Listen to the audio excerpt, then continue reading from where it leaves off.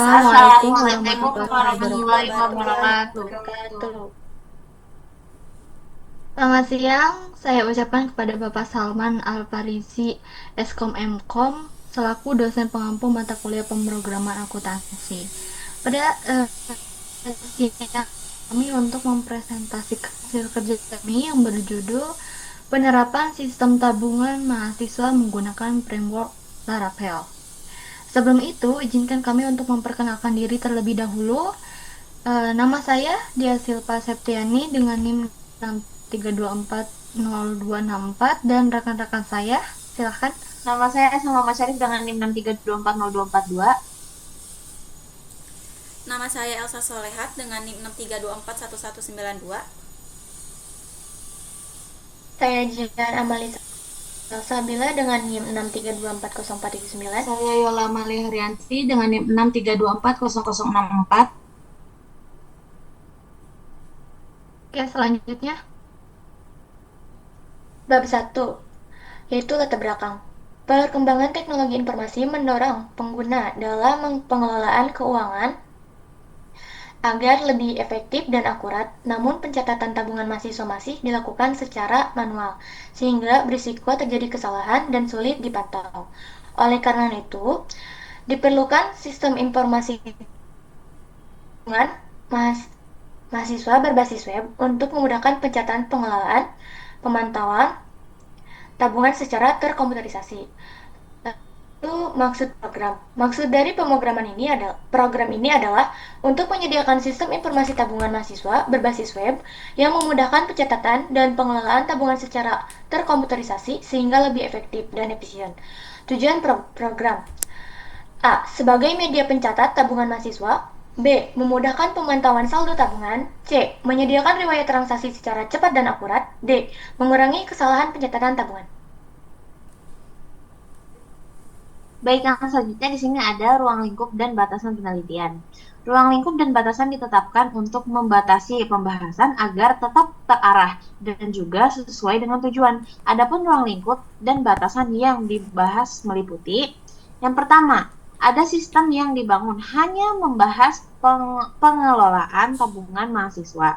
Yang kedua, sistem menyediakan fitur pendaftaran atau register dan login untuk pengguna. Lalu yang ketiga, sistem hanya mencatat transaksi tabungan dan juga penampilan saldo.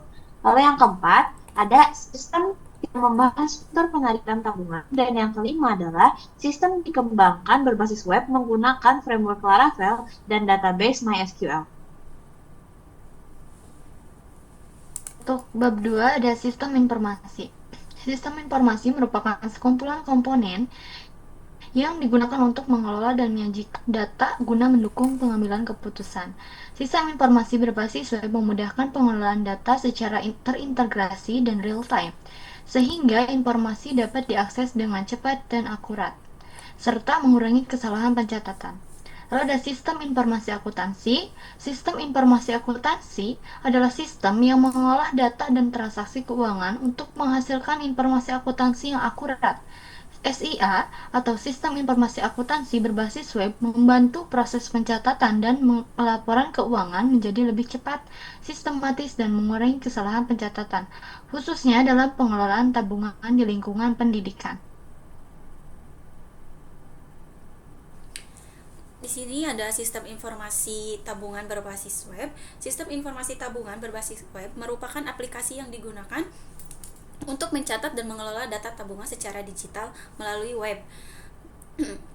Terus mempercepat pengolahan data serta mengolah kesalahan yang sering terjadi pada pencatatan manual.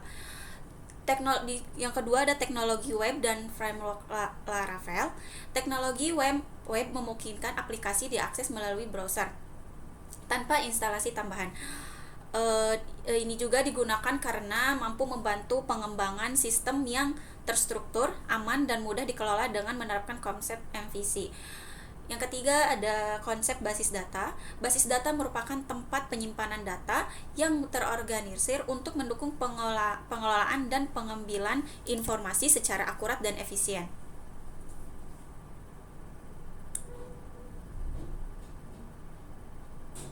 Lalu di sini ada Entity Relationship Diagram yaitu ERD. Menurut Jurnal Teknologi dan Sistem Informasi 2021, Entity Relationship Diagram ERD merupakan alat penting dalam analisis sistem informasi yang digunakan untuk menggambarkan struktur data serta hubungan antar entitas secara konseptual. ERD membantu mempermudah proses analisis dan perancangan sistem dengan menampilkan entitas, atribut, dan relasi secara jelas sehingga kebutuhan data dapat ditentukan secara sistematis sebelum tahap implementasi. Lalu ada logika record struktur yaitu LRS. Logika record struktur LRS merupakan hasil transformasi dari Entity Relationship Diagram ERD yang dilakukan setelah analisis hubungan antar entitas, di mana setiap entitas dan relasi diubah menjadi kumpulan atribut yang membentuk struktur data logis. LRS bertujuan menentukan jumlah tabel dalam basis data serta mengidentifikasi kunci asing foreign key yang menghubungkan antar tabel, sehingga menjadi penghubung antara model konseptual ERD dan model fisik yang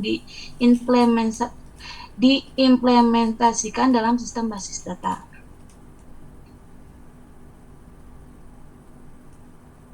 Baik, selanjutnya ada bab 3, yaitu metode pengembangan sistem. Pengembangan sistem informasi tabungan mahasiswa ini menggunakan metode waterfall yang terstruktur secara linear, dimulai dari analisis kebutuhan pengguna dan perancangan alur serta database.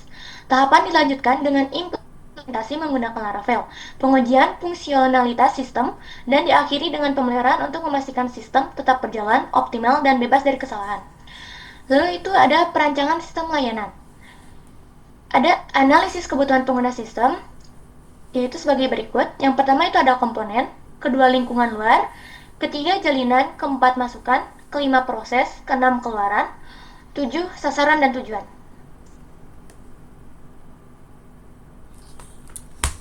Di sini ada Entity Relationship Diagram atau ERD.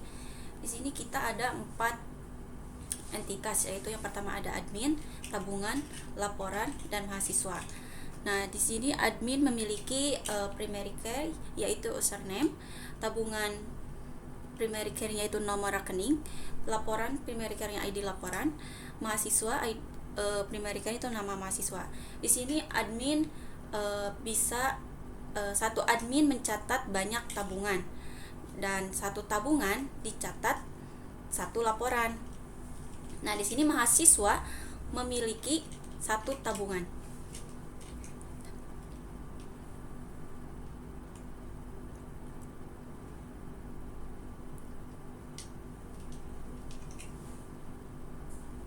Oke, baik, yang selanjutnya di sini ada Logical Record Structure atau LRS. Seperti yang kita lihat di sini ada beberapa tabel. Yang pertama tabel admin, yang kedua tabel mahasiswa, yang ketiga tabel tabungan, dan yang keempat atau yang terakhir itu tabel laporan. Nah, untuk tabel admin di sini seperti kita lihat itu kan ada isinya username, email, dan juga password. Yang dimana username ini adalah sebagai primary key-nya.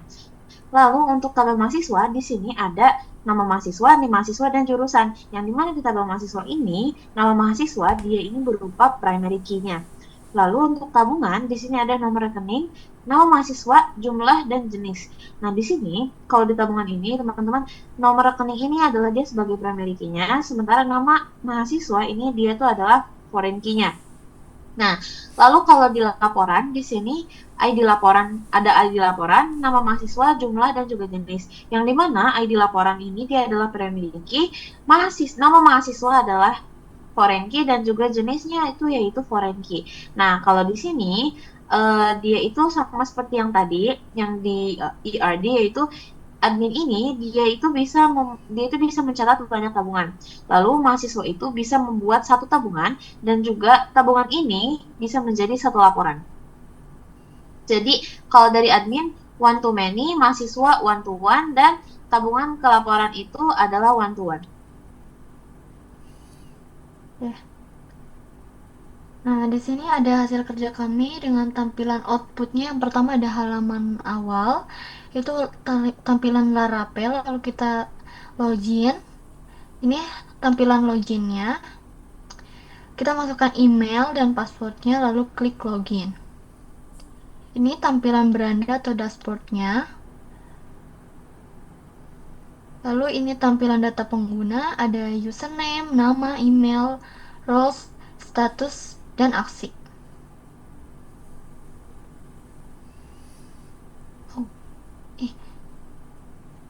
Nah, selanjutnya ada data mahasiswa yang berisi ada ID, NIM, nama, dan jurusan.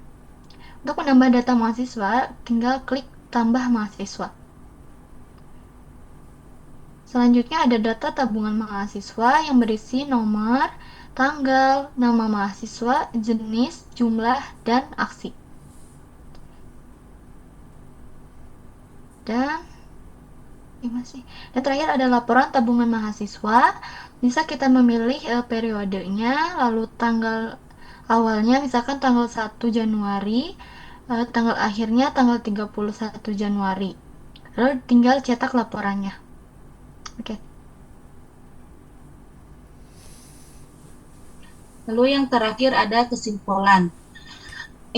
Kesimpulan dan saran. Kesimpulan implementasi sistem informasi tabungan mahasiswa berbasis web telah terbukti meningkatkan efisien dalam mengelola data dibandingkan sistem manual. Sistem ini mempermudah mahasiswa dalam mengakses riwayat transaksi secara real-time, memantau saldo dengan akurat, serta mampu meminimalisir risiko kesalahan pencatatan data. Lalu saran untuk pengembangan ke depan disarankan adanya penambahan fitur fungsional baru dan peningkatan protokol keamanan sistem. Selain itu, diperlukan pemeliharaan serta pengujian sistem secara berkala guna memastikan performa tetap optimal dan relevan dengan kebutuhan pengguna. Nah, demikian presentasi yang dapat kami sampaikan pada hari ini. Kami mengucapkan terima kasih kepada Bapak Salman Al-Farizi, Eskom Mkom atas waktu dan perhatiannya. Kami menyadari bahwa masih banyak kekurangan dalam penyampaian maupun penyusunan materi. Sekian dari kami. Wassalamualaikum warahmatullahi wabarakatuh.